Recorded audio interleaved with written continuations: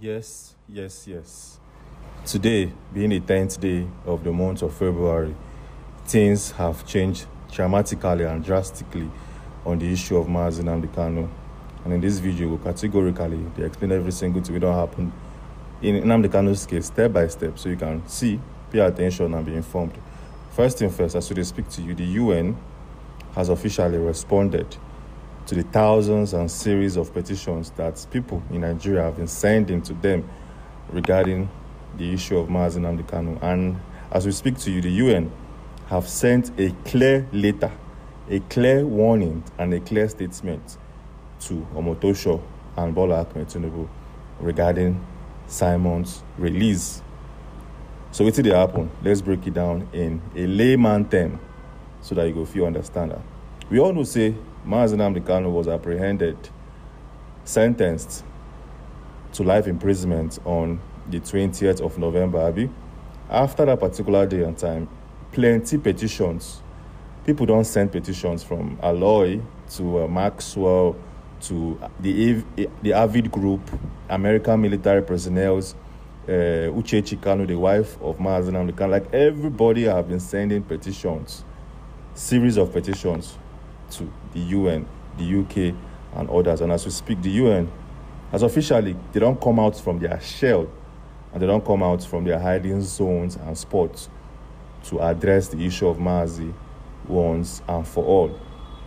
What did it happen? Well, I'll take you to the desk of the Vanguard and show you what they sup as they speak. It states, updated, UN working group tells Nigeria to unconditionally release, compensate Nnamdi Kanu. This is coming from Vanguard, a verified source, as you all can clearly see right now on your screen. They tell the Nigerian government, say, okay, make una release Mazi Nnamdi Kanu unconditionally. If they release him, you are going to compensate him. Not just release him, you are going to compensate him as the case may be.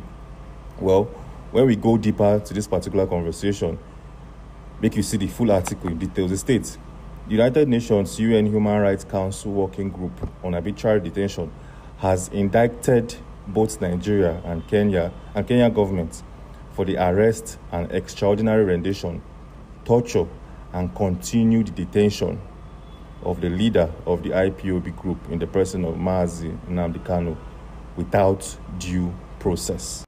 Before we continue, let's do some quick analysis to explain what today right now on our screen. As you can see, now a particular group under the UN, a group in the UN that focuses on Human Rights Council and all. They don't look at all the series of petitions where people don't send to them. And they designated a group of individuals to investigate how Nnamdi Kanu got from Kenya to Nigeria, how Nnamdi Kanu left UK, entered Kenya, and how he reached Nigeria. They can say the whole process was flawed based on the fact that this man was illegally renditioned. This man was brought into this country forcefully without following documented and legal patterns. They are saying all of those things did not follow due process, and Nigeria has no other option but to release this man unconditionally. Whatever you have sentenced him to, release him unconditionally and make sure you compensate him massively in that same regard. The article also went on, make you still look and observe every single thing we did. The council therefore urged Nigeria's government to ensure immediate release of Kanu unconditionally and pay him adequate compensations for the habitual violation of his fundamental human rights. So, not just you releasing him, you go release him. You will still take him from Sokoto or wherever he is. You carry him, go the place where you carry and come from, maybe Kenya. It all depends on Mazi Nnamdi Kanu. If he wants to go back to Kenya, when I will carry him from Sokoto, fly him to Kenya and still compensate him massively. Compensations will not be 1 naira or 2 naira or 1 million, 2 million. No. Because this man have spent how many years in detention now? If you put them together, it's going to 10 years. Imagine you take 10 years from somebody's working life. That is to say, at least, if you want to compensate him, you give him nothing less than 500 million naira, to say the least. 500 million naira, to say the least, as a compensation. We know say it is small, but we go start from there. The letter also continued by saying it also recommended that government officials responsible for the torture meted on the IPOB leader be investigated and punished. The working group further asked Nigeria to report back within 6 months of the transmission of its opinions on Kanu's matter. Steps taken to comply with all the recommendations thereof. It referred the case of Kanu's torture to Special Rapporteur on Torture and other cruel, human and degrading treatment or punishment for further consideration. The UN Working Group also said it will take further action to ensure that the recommendations are complied with, noting that both Nigeria and Kenya are signatories to the convention and should comply. Let's break this and analyze this properly.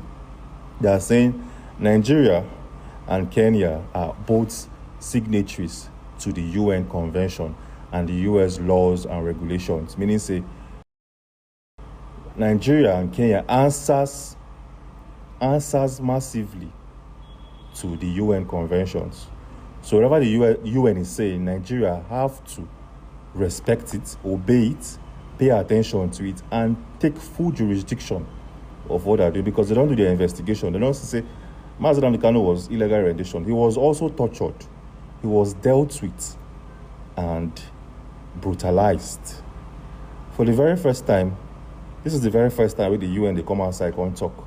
Because normally, petitions has been sent to these people. We wonder why it took them this long. Why it took them this long to make statements. To make statements regarding Mazi Nnamdi Kanu's illegal rendition.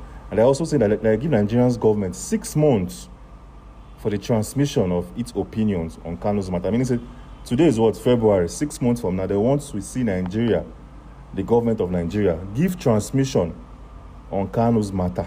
They must openly come to the UN.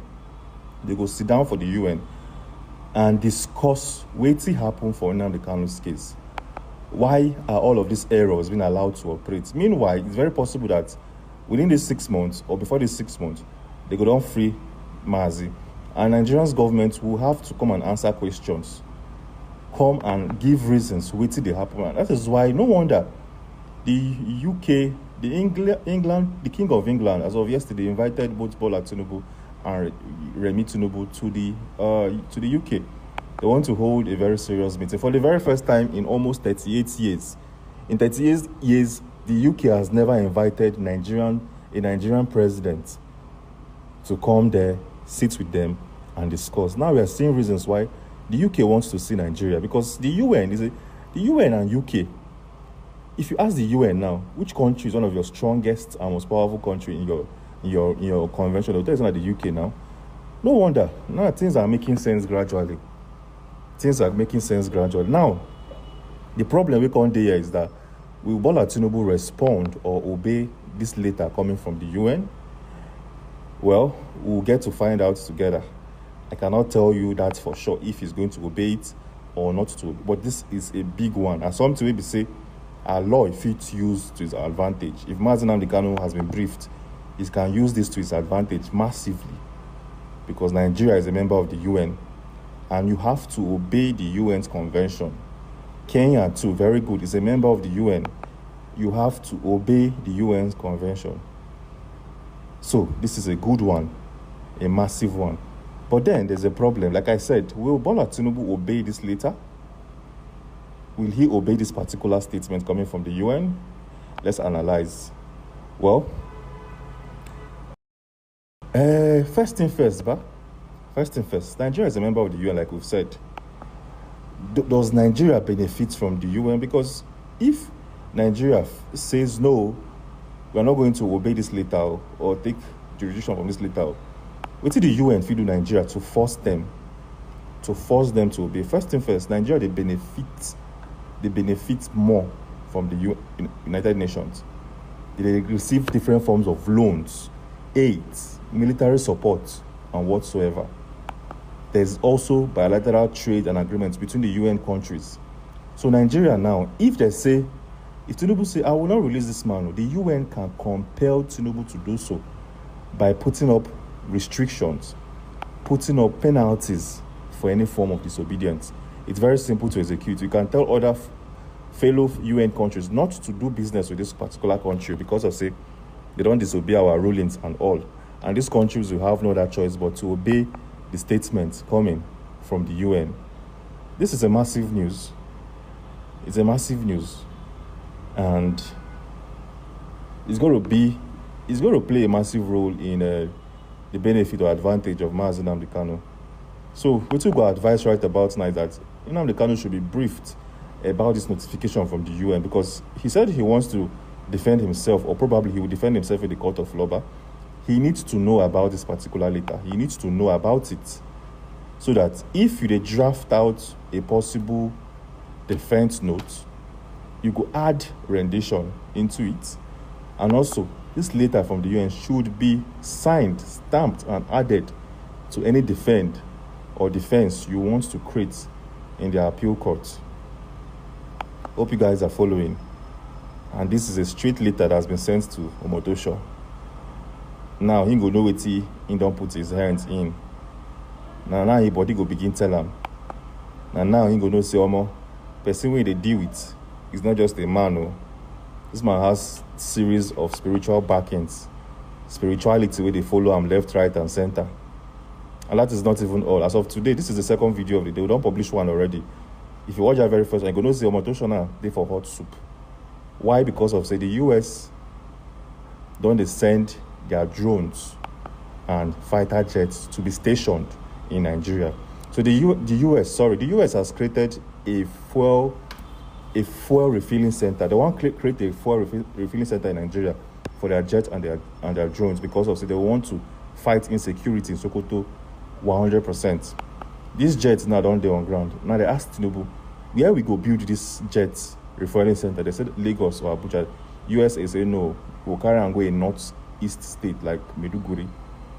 You understand? So now as they speak, they are going to create a center in Maiduguri to help fight insecurity. Now the problem we come now be say Omotosho said Sokoto State is peaceful, it's safe and secure for the detention and life sentence of Mazi Nnamdi Kanu. The USA are saying no.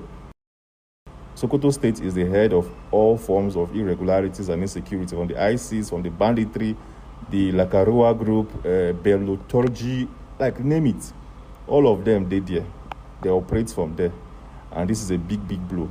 In our first video, we don't showcase every single thing you're supposed to know regarding what they happen as of today.